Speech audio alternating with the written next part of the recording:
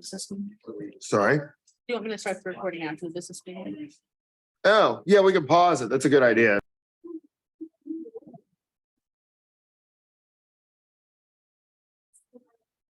Are we recording? Yeah, I just started it.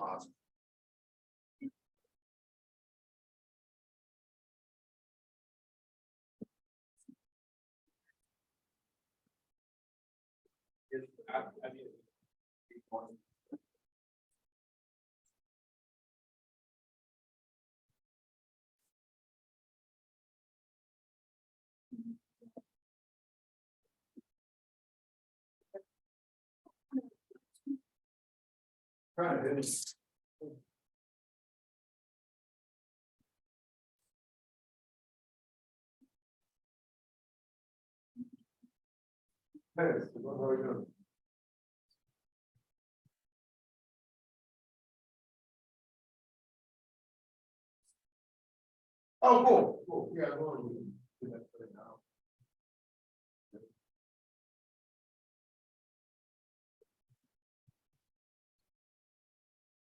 Oh, you can get the room? Oh, well, that's better. Well, really?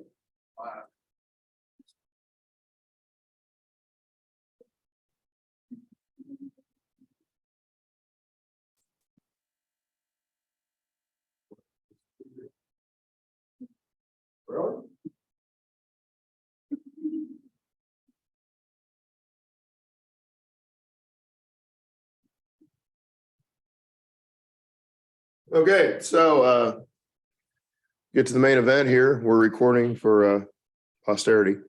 Really pleased to have Ben Mooneyham come visit us tonight. We've got him doing double duty as a member of our advisory council as well, which is great. We're looking forward to meeting with those folks tomorrow. Ben is right in the top whatever number of strongest students I've taught in all my years here at K-State. So we're really pleased to have an opportunity to have him back. I know we advertised this event to the pre-law folks, and some of you are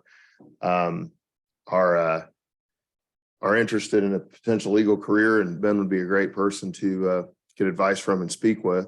He may not brag on himself, but I know when he was getting out of K-State, he was accepted at 11 of the top 12 law schools in the country and waitlisted at 1. I don't know whatever happened with that waitlist, but didn't really matter. Ended up making law review at Chicago Law, and has been extremely successful in a variety of roles with private practice. And given the fact that Econ is such a great major for people to consider for then going on to law school, we thought it'd be a natural fit to have him come in and present about his story and his experiences. So the talk is from ceteris paribus to habeas corpus, I think. Yeah. So let's give a warm welcome to Ben.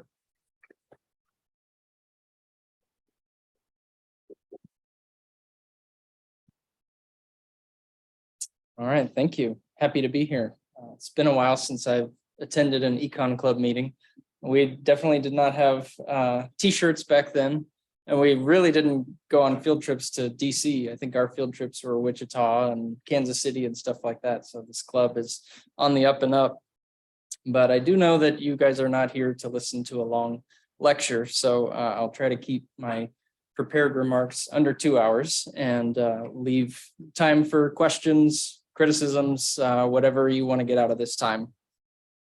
I'm guessing some of you are like I was when I was in college, and if I'm being honest, when I was in law school as well, and you may not know exactly what it is that lawyers do. If that's the case, feel free to ask questions later. There's a lot that can be said about that, and I'm happy to address that later and share a little bit more. I'll try to give a little bit of a glimpse now, but I'm also going to try to address the question that some of you may be wondering, what does an econ education have to do with the law? How are those two things related? I know that not all of you here are econ majors, but if you are here tonight, I'm guessing that you at least have an interest in economics, or maybe you just smelled pizza. But let me start by telling you a little bit about myself. I graduated from these hallowed halls in December 2008. I was a double major in economics and philosophy. I currently work, as you can see, I work at a firm in Kansas City. I do commercial litigation.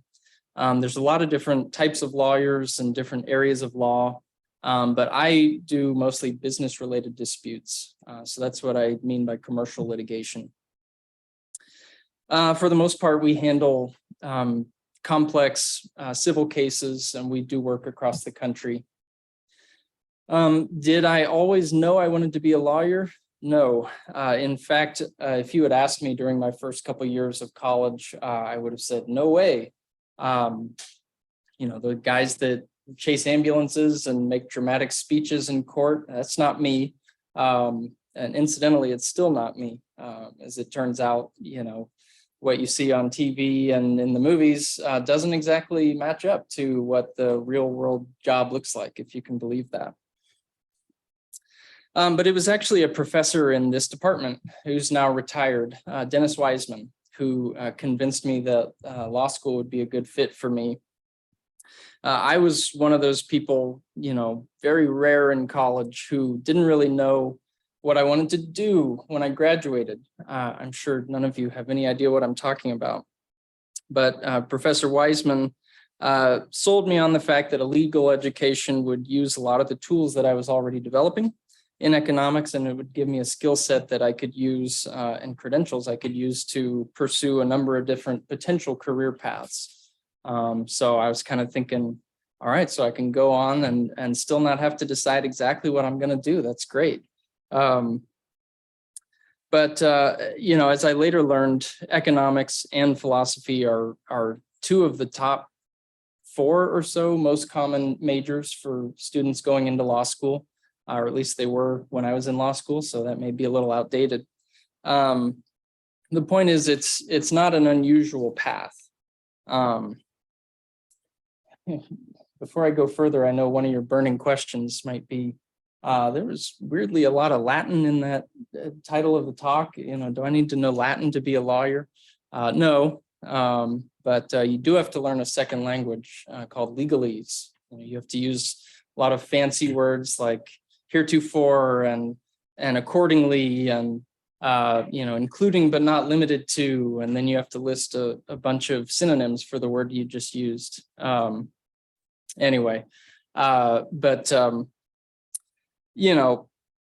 Going back to how do these two paths converge? What's the connective tissue between economics and the law? What I hope to talk about today broadly are mainly 2 points. One is that there's actually an explicit connection and crossover between economic problem solving and legal analysis. And secondly, even if you set aside the explicit economic analysis, a lot of the tools you learn in your econ classes will serve you well as an attorney. So jumping back to that class with Professor Wiseman, it was industrial organization and public policy. We were learning about monopolies and regulation and antitrust. Among other authors, we were reading works by a guy named Richard Posner. Anybody heard of Posner? He's retired now, but he was a longtime judge on the 7th Circuit Court of Appeals in Chicago. And he also taught at the University of Chicago Law School. And we were focusing mostly on his antitrust writings, but he's a brilliant guy, a prolific writer, and he was one of the most influential judges of the last 100 years, easily. He has literally changed the way that judges and lawyers analyze certain legal problems. And I wrote my term paper for that class, critiquing one of his theories. So, to me, antitrust was what kind of opened my eyes to the law as something to think about, because you can't really do antitrust without combining economic analysis and legal analysis. Sadly, I don't really do antitrust law now, but it was kind of what pushed me in that direction. So with that class sort of as my launching point into the pursuit of law as a career, I had the incredible good fortune to apply and get into the University of Chicago Law School, where I got to take a seminar from Judge Posner. And then when I graduated, I got to do a 2-year clerkship on the 7th Circuit, where I got to work closely with all the judges in that court, including Judge Posner. Now, did he remember me from that seminar in law school? I don't think so. He had bigger fish to fry. But by the end of my clerkship, I listed him as a reference because I had developed a good relationship working on a number of cases with him. So, talk about coming full circle. Why am I bringing up Judge Posner? Well, in addition to being the person that kind of got me thinking about the law from an economic standpoint, he and a lot of other people at the University of Chicago and other schools were part of a movement called Law and Economics. I'm not making that up, Law and Economics. And it essentially involves applying microeconomic principles to the analysis of legal issues. If anyone's heard of the Coase theorem, Ronald Coase was a Nobel Prize winning economist who also taught at the University of Chicago Law School. So this idea of law and economics excited me and gave me a reason to want to study law, especially at the University of Chicago. I'm not going to go into specifics about what law and economics is or what it means, but suffice to say, a lot of legal scholars from antiquity up to the early 20th century thought about law in terms of rights and duties and justice. But more recently, people have started thinking about the law in terms of costs and benefits and incentives and efficiency. Economists think about problems in terms of efficiency, right? Well, a lot of that vocabulary and the theoretical framework has made its way into the law. In fact, not just at University of Chicago, but a lot of law schools have a bunch of professors who have both a law degree and a PhD in economics. All that to say, there are mountains of scholarship on how best to apply economic theories to both understand and improve the law. And if you're interested at all in the intersection of those topics, or you like the idea of taking an economic theory and applying it outside the kind of traditional domain of economics, you'd do well to pursue economics and law together. I think you could go pretty far as a student and scholar of the law if you have a specialty in economics. So that's the explicit connection. Now, do you need to know economics to be a good lawyer? Absolutely not. In fact, most of the lawyers that you meet have no training in economics. So it's not necessary and it's not sufficient to make you a good lawyer, but that doesn't mean it's not still useful, even if you don't become a professor.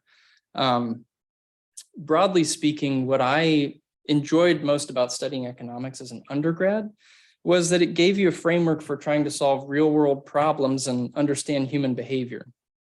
I'm not talking about things like trying to predict inflation rates or determine optimal monetary policy, but things like, trying to figure out why people or societies behave in certain ways, and then see if there are variables you can adjust that will change, and lead to different outcomes, whether that's prices or other incentives or rules and regulations. And that includes learning how to marshal and analyze data. That type of analysis translates over into legal work too. If I had to describe my job in the broadest terms, I would say that I'm a problem solver. I do litigation. So when a client comes to me, they have a conflict. In order to resolve that conflict, I have to analyze a bunch of different variables. That includes what are all the relevant facts? Because if I don't understand exactly what happened, I'm not going to be able to understand the problem very well. Next, what is the applicable law, right? And it's not quite as simple as even that sounds. I once met a guy, he asked me, what do you do? I said, I'm an attorney. And he kind of made a face and said, oh, I could never do that. There's so many laws out there. And I, tried to be polite. I mean, he was kind of under the assumption that to be a lawyer, you have to memorize all of the laws that are out there. Thankfully, you really don't have to know all the laws because you can look them up when somebody asks. But the tricky part is that the law in most instances is a lot more gray than black and white. You can't possibly legislate over all possible factual scenarios. Also, there are sometimes rules and sometimes standards like what a reasonable person would do. And on top of that, there's a whole body of law that's not written down in statutes. It's called common law, and it evolves over time. It's usually adapted by judges on a case-by-case basis. So, that's honestly the real reason why lawyers are so annoyingly numerous, and why we charge high rates, because a lot of our job involves finding the nuances in the unresolved gray areas of the law and then trying to persuade people about how best to resolve them. And that requires marshaling all these raw materials because there are better and worse ways of making those types of arguments. And if you've developed the skills to make arguments about economic policy, you're probably not far off from being able to argue about legal policy. Then there's also, what does the opposing party and their counsel want? And can we resolve that without actually getting the law or the courts involved? And on top of that, when you do find yourself in court, you have the ultimate X factor of judges who are humans.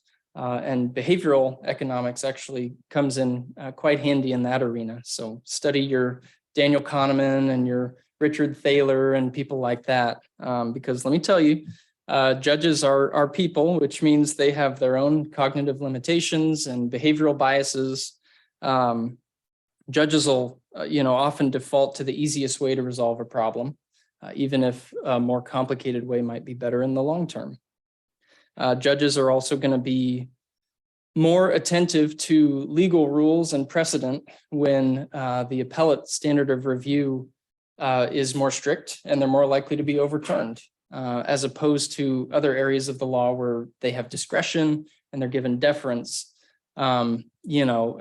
Despite trying to be neutral arbiters of the law, they're subject to incentives and pressures and things just like anybody else. It goes about as well as referees in an NFL game, right?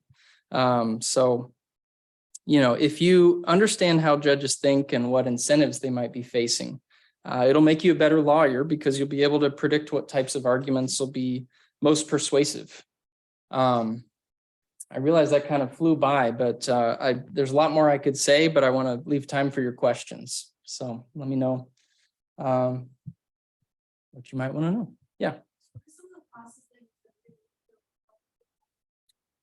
Yeah, so definitely the industrial organization class. And, certainly I was a philosophy major as well. So there were definitely some philosophy classes that kind of train your skills in how to analyze problems and think logically and be able to make, logical arguments. I think the more you get into policy level classes, I think that can translate a little bit better. Obviously, the more technical classes aren't going to translate quite as well because you're just not dealing with that level of specificity. But I hope that answers your question. I honestly can't recall every class I took here off the top of my head. Any other questions? Yeah. I'm really interested in behavioral economics. So Yeah. by you knowing some and studying some behavioral economists, how can you use that to make the judge behave in a way? I don't know that you can make judges behave in the way you want, but just understanding, like I said, their incentives and what they're thinking about from their perspective. So, every lawyer is going to be convinced that their client is right. They're on the side of justice, but you have to understand the constraints you're dealing with, right? So you've got whatever the state of the law is, that's one constraint. You've got whatever the incentives of the judge might be in terms of, is this going to look like a hard problem or an easy problem to them? And maybe you think that the law is open to go one way or the other, but there might be a case you find from another court out there that that ruled in a way that you don't want. And so you have to try to convince, the judge, we don't want to go that way. And what are the best arguments we can make? It's like, there's a classic line, if the law's not on your side, argue the facts. If the facts aren't on your side, argue the law, right? And if neither one's on your side, then pound your fist on the table and just shout really loudly. But there are different ways you want to structure your argument based on your audience.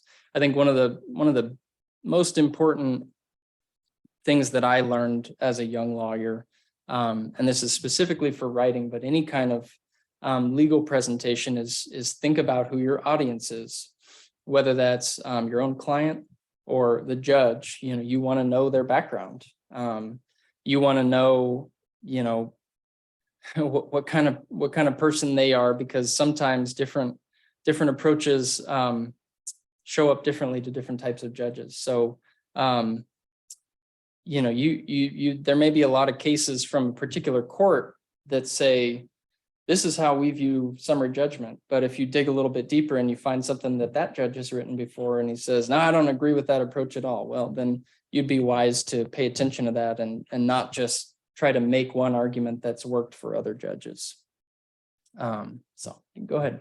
When you're presenting a new case, very first thing, what are the first things you consider and one way or another?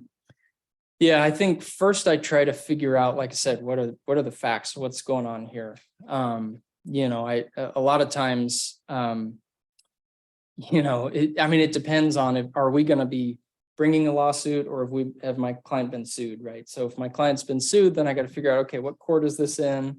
What jurisdictional issues am I dealing with? And then figure out, the law varies state by state in a lot of cases. And so what are the constraints I'm dealing with there? But also, understanding the specific facts makes a big difference to what legal rules and standards might apply to the case, because it just depends on that. But for sure, you want to definitely make sure you understand what's going on in the case. And that's going to vary too, because you go through a period called discovery, where both sides exchange information, and it can be pretty boring. It's my least favorite part of doing the law, but a lot of times you'll find things that you never would have known before because the other side was withholding information, right? So you gotta be willing to be flexible and change your opinion about what the case really looks like as you go along. But I think that's a good starting point. My brother went to Washington. Now he's doing a clerkship at the court in Denver. Oh, nice. What would you suggest? Like, what was the, most important thing you learned from it? Yeah, there were a bunch of things. One is it's really valuable to have up close experience with judges, because you really get to see how they think and how they decide cases. And it's great because they rely a lot on their clerks to help them decide cases. I mean, you think that they might come in with their own, expectations, but they rely a lot on other people. I think as far as what it taught me in particular, it taught me how to become a much better writer. I thought I was a pretty good writer coming out of college, but the clerkship that I did focused a lot on writing, because you're presenting your recommendations a lot to the judges in writing, and then you're a lot of times drafting the legal opinions that come out. So you've got to be concise, you got to be clear, you got to think about, who you're writing to in a way that they can understand.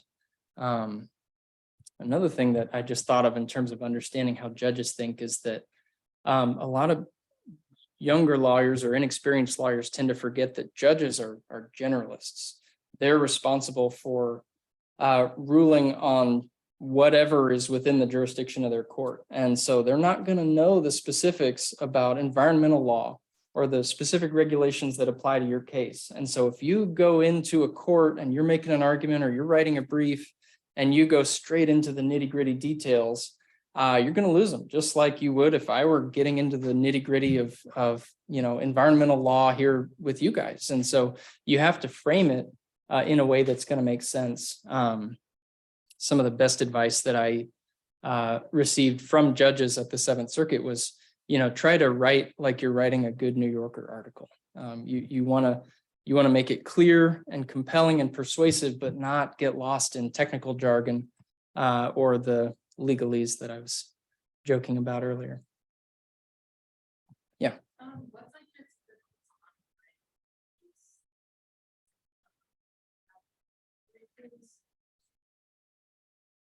Yeah, timeline really varies, but people are often surprised at how long they drag on. I mean, it's years before a case gets resolved. Typically, if it's in the court system, there are all sorts of factors that slow things down. You have to have a lot of time to try to get information from the other side, and they don't want to give you the information and documents. And so there's a whole period of just gathering all that stuff. And then, by the time you get to the point where you can make an argument about whether the case should even go to trial, you file your papers and it can take months for the judge to even look at it and give you a hearing. And then it's weeks or months after that before you get a ruling. And then the appeal process is the same way. It's months and months just to get your briefs done. And the judges will sit on it for months after that. So I know it takes a long time, and it's very expensive in terms of the time value of money that's involved. But as far as particular cases, I had one that it got to use a little bit of economics, because we had dueling experts on damage theories, and one was an economist, and well, they were both economists. So I got to kind of work with our guy in developing the theory of how we were going to forecast out. We were the plaintiff. It was a trade secrets lawsuit. And we were trying to forecast lost profits from the trade secrets that were stolen. And, even more fun than that was, I was talking about how the discovery process can be boring, but a lot of times you'll find those little gems that kind of break the case open. So here, in going through the documents that they found, I found some emails where, what had happened here was basically our client was a big company in this field, and there was a new startup.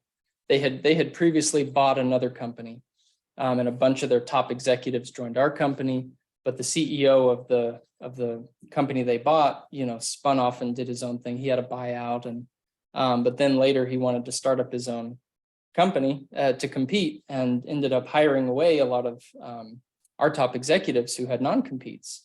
And so, initially the client was just thinking about, well, let's just try to, enforce the non-competes. But as we got farther into it, we realized that they had stolen the crown jewels of our data for business contacts and client contact details and things like that. And it turned out we discovered that, this is sort of like something out of a movie, but these two guys met at a Buffalo Wild Wings and handed over a flash drive that contained like the mother lode of data. And, then they later lied about it under oath. When we deposed, there was one guy that we deposed about it, and he said, oh, that never existed. I don't know anything about that. As we got farther along and the pressure started coming in, he later admitted, yeah, so that did happen, but I was told by the CEO to lie about that, which is a huge deal.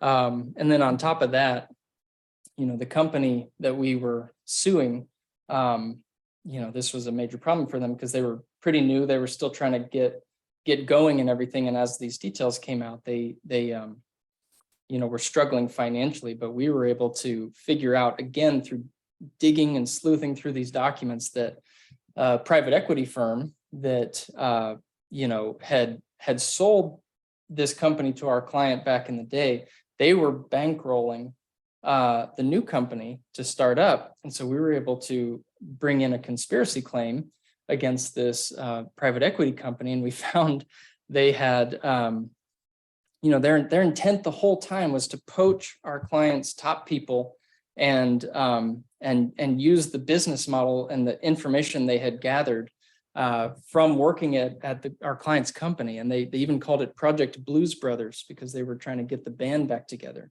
That was the whole idea. So you don't come across details that juicy every day. And we ended up, the client initially was ready to just kind of walk away from the case and just, settle for a minimal amount. We ended up, this is public information, we ended up settling for $10.1 million, which was one of the biggest plaintiff's verdicts in Missouri in that year. So I guess it's right up there, but that was a fun case. We also found there, just one more quick story.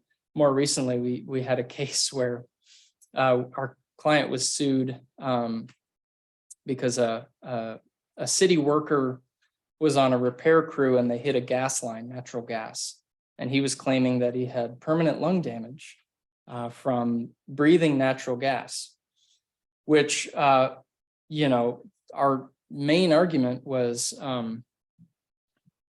natural gas is not toxic. There's no, known links to any kind of lung damage or lung disease from this. But the real clincher was we found out, again, through just some sleuthing, that he was, he's claiming I have this permanent lung damage, and he lied under oath that he actually vapes regularly. And we hired a private investigator and caught video of him vaping. We had his deposition where we asked him, do you vape? And he said, no, I haven't vaped since before this thing happened. And,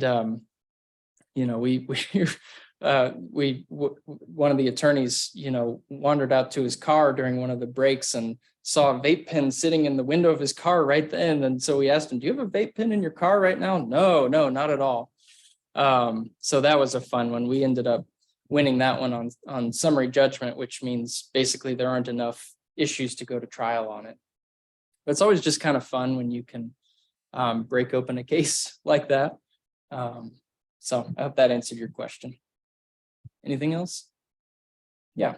So why is it economics in the first place when you now practicing law? Why is economics what? Why is it economics in the first place? Why economics in the first place? Yes. Oh, that's a good question. I think it was, I probably looked at the book for economics when I was in late high school and thought, this sounds like an interesting way to study, kind of real world problems and learn some new things. Yeah, I think that was probably it. But any other, yeah. Make your application stand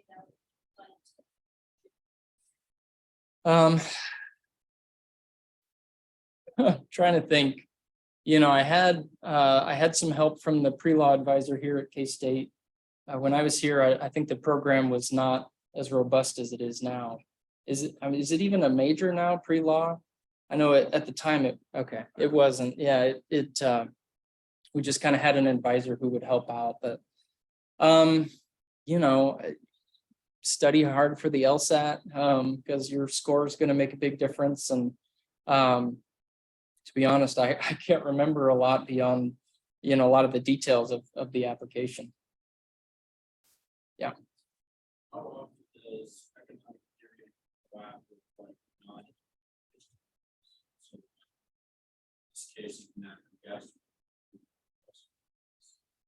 How often does say, oh, well, we use this strategy that is similar to an economic theory that is. Yeah. So repeat the question, Ben. Very important for a couple of folks. Oh, sure. So the question was, how often does economic theory come into play when you're dealing with law that's not kind of explicitly related to economic ideas like antitrust? So, if you're dealing with a slip and fall, type of thing or something like that, I would say there's a difference between practicing and the theory, and legal scholarship.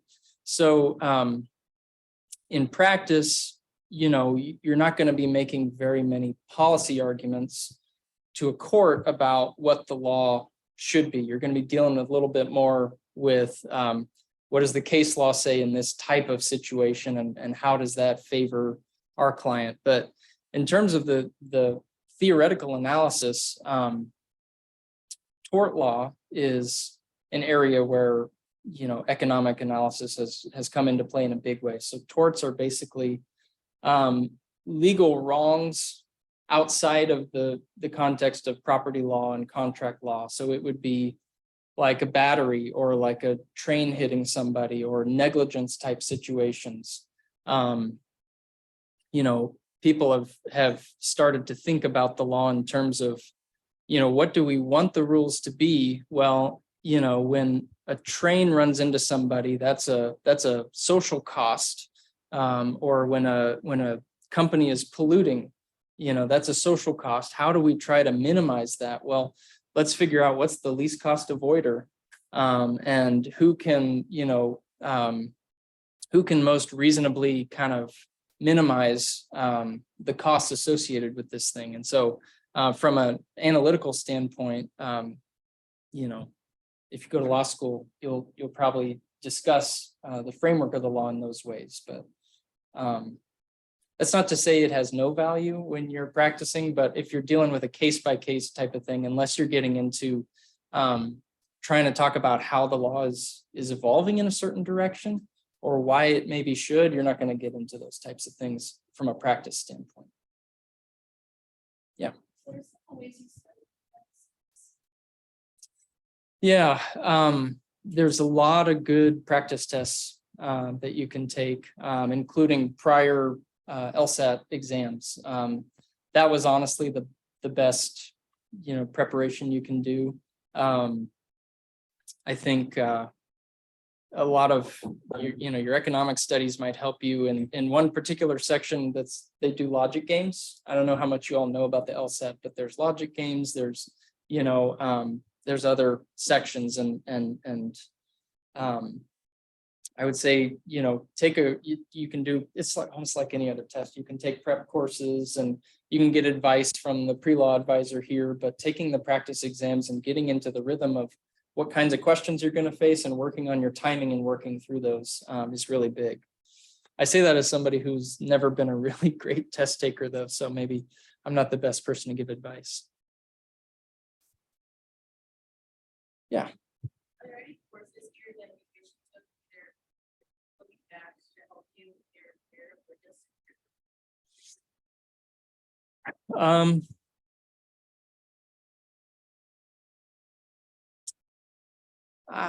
I'm not sure, to be honest. I ended up finishing in 3.5 years because I was kind of trying to get things short and kind of get out and move on. But I could have taken a little bit more time to explore different areas, and there's a lot of things that are interesting.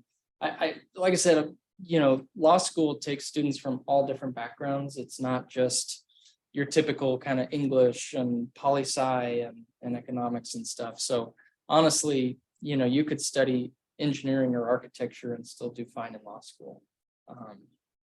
So I would say, as long as you're focusing on things that interest you and that are inspiring you to kind of think deeper about things, that's what a lot of law school is about too, is just figuring out how to understand, analyze problems, dig deeper into the why. And if you can get into that, you're going to be in pretty good shape. Well, I just want to say one more quick thing about, I mentioned a law degree can put you on a lot of different possible paths. I ended up kind of taking the more typical path to a private practice in a law firm, but I have classmates that have gone on to various professions. One of them is a sports agent. If that's interesting to you, you might be surprised how a legal background is essential for agents, whether you're a sports agent, movie agent, that sort of thing. But other classmates work for Amazon, Facebook, Instagram, Intel, Goldman Sachs, Chevron, things like that. And if you're interested in, wanting to stay in the business world, a legal education can certainly help you stand out there. Every business needs legal advice, and people that work in-house at corporations and firms often work their way up into senior positions. A lot of people are vice presidents, senior counsel, that sort of thing. So you don't have to just drift off into the specific area of private practice. Any other questions? A couple quick comments while we have a captive audience. For one, I feel like we kind of hear, we have had Christopher Ogle, KU law speaker a few times. One of the things that we feel does at least attract law schools considering econ majors is our critical thinking that we try to develop a variety of courses, like industrial organization being one. There's quite a few courses where you're asked to make critical decision making. Behavioral economics being brought up earlier, and we were just talking about sports econ, some of the things from Thinking Fast and Slow, gave that little practice quiz from that. My other comment is unrelated, but we have an audience that when we're going to talk about sport, in our sports econ class on Monday at 1:30, we have Brandon Blagg coming to speak in the class. Now, Brandon is did his master's in econ here. He's currently a business analyst for Sporting Kansas City. He's worked for the Milwaukee Bucks in the past. So he has some really interesting perspectives. And I have just a couple empty seats for that. So if anyone's interested in attending that, talk to me after the meeting and I'll put you on the list and make sure we make room for you. My question, I guess, Ben, is how, I don't want to say pro litigation, but how friendly to litigation is Missouri and I guess Kansas from your observation compared to most of the country? Well, can you explain a little more? Because I'm not sure entirely. I know what you mean by that question. I mean, I just think back to, I think about some workmen's rights issues that WWE has dealt with over the years. And they're headquartered in Connecticut for a reason, because like the company's never going to lose there.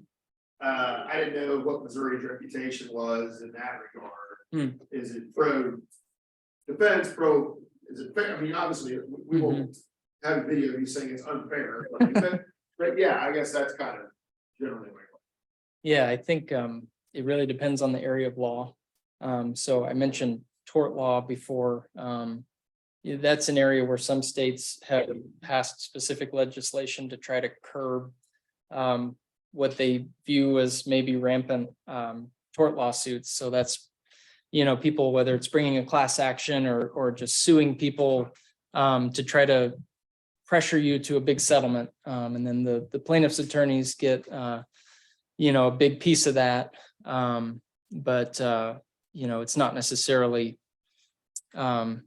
efficient from a social standpoint.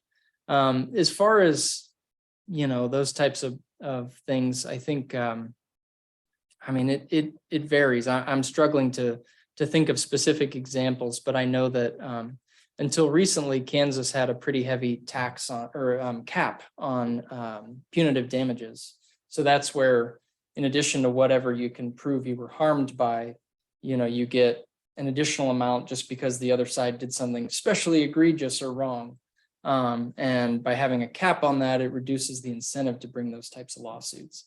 They actually lifted that recently. So plaintiffs' lawyers are extremely happy about that because now they can pursue, a lot more cases. A lot of what I do is not on the plaintiff side, it's more on the defense side.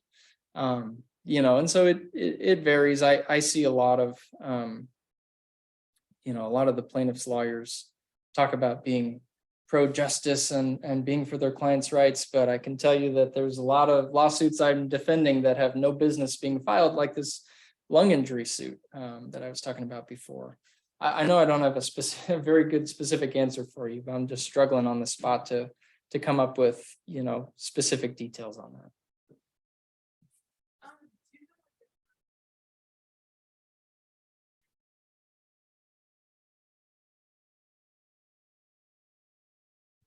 Yeah, for our firm, it's usually companies. We're in the commercial litigation space. It's not to say we never represent individuals.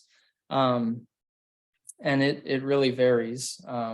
Sometimes we will have clients that we have a strong relationship with, and then whatever kinds of lawsuits they end up getting involved in, they bring to us because they trust us and they like how we work with them. So this one client I was talking about, the trade secret suit, usually we it's a client that gets sued a lot. It's a company that does the markings for utilities, underground utilities. So if there's construction around, you see like the yellow paint and flags and stuff like that. There's a company that contracts out with utilities to make those markings. So there's, anytime there's excavation and a line gets hit, guess who's getting sued? Company that marked the lines, whether they did a good job or not, right? Because the plaintiffs are incentivized to sue as many people as they can and then try to point fingers at everybody and get them all to, try to share blame and put pressure on each other.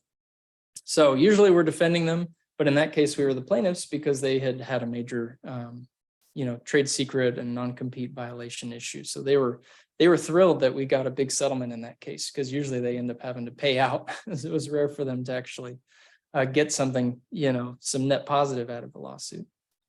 In deciding what you wanted to specialize in, what really helped you narrow down the options? Yeah, I felt pretty early on that I wanted to be focused in litigation. So broadly speaking, there's litigation, and then there's kind of what we call transactional lawyers. So that's usually deal making. So it's people that are not dealing with court cases and disputes, but it might be mergers and acquisitions. You have a lot of attorneys that are dealing with the regulations for that and then drafting up the paperwork and the contracts and things like that. It might be you're a commercial developer and you want to get the rights to build in a certain place. And so you need attorneys that can get all the permitting and figure out the regulations. And then a lot of times they're lobbying, your city council to get these permits and things like that. Drafting contracts. That just was not something that I was very interested in. I think I liked litigation because it was very problem focused, and a lot of what I do is really different too. That's another thing I like about it. I think sometimes people who do transactional law in a particular field, you're doing a lot of the same stuff over and over again. But with what I do, what to your point or to your question about, my clients, they vary. So the type of industry they're in varies, which means that I get to learn new things almost every day because I got to figure out what my clients do as it relates to what the legal issues are. And then the legal issues are going to be different and stuff like that. And I'm learning, how to deal in different courts and stuff like that. So I like that it challenges me to kind of learn new things all the time. I had a different trade secret case with an LED manufacturer a while back. And that one was really cool because I got to learn a whole lot about how LED technology works, because it was relevant to understanding what the trade secrets were that were in dispute. It was another, big company tried to hire away some people and take information. And in order to explain to a court why that was so bad, I had to understand what the technology was and how it relates to their business. So that was pretty fun. Anything else? I hope I answered your question, by the way. In terms of, if I could have had my top choices coming out of law school, I would have probably chosen either antitrust or intellectual property. Intellectual properties like patents, copyrights, trademarks, things like that. So I was a little bit limited in that, where you live affects the types of work that's common in that area. So antitrust and IP patent work is just not very common around here. There aren't that many people that specialize in those things in the Kansas and Missouri area. But if I'd stayed in Chicago, I certainly could have specialized in those things. So, yeah. Well, I've been thinking about all of the times I spent in court as a witness. Oh, sure, yeah. And how interesting it was to be on one side or the other, so lost income or something like that, and to get to know the people who are involved, and I was pretty good at it because I knew how to speak to people who had high school degrees, which is important. That I don't know, I've been out of that business for 20 years now almost, but most juries don't have college education people on them. They figured out how to get out. So being able to explain why lost income, how you think about it, you know, and present it in a way that normal, ordinary people can understand. Mhm. I had quite a few opportunities to Yeah, that's a good point, and that's another really important. mediocre economics. Could have a career. For the record. Yeah, it's a lucrative gig if you can get a lot of expert work. Anything else? Well, I do want to say, if you have other questions or want to follow up, Professor Keister has my contact information. I'm happy to answer more questions, and especially if you're like looking at law schools and things like that. So I've been, happy with how things turned out, even though I didn't have it all planned out like this. But I'm happy to be a resource for you down the line if you have other questions. All right. Thank you. Don't wait, don't wait.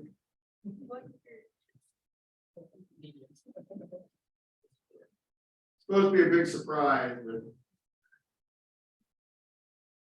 it's only what, 12 years too late. I don't know how long it has been. Yeah, should have had your t-shirt.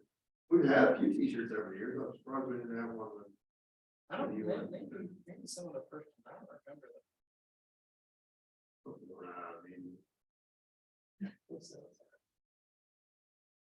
them. Right. There we go. Awesome. Okay, be really careful, like the cans you throw in the recycle, that we're gonna get a different trash can, and any of the, people take home the pizzas. We still got some pizza left, people can grab those, whatever, don't take more than one, we'll try to share them. And, yeah, we're meeting the meeting December 5th, we hope to see everybody there.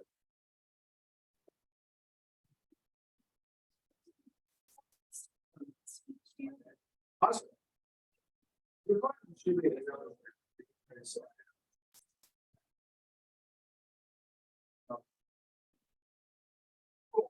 Oh.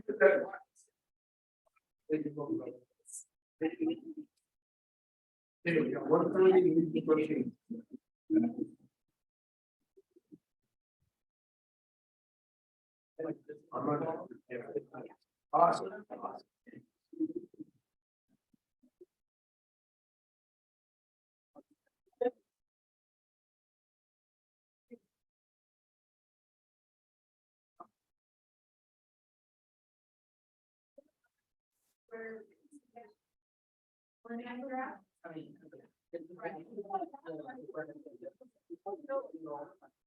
We're throwing plays and stuff in here, that's great.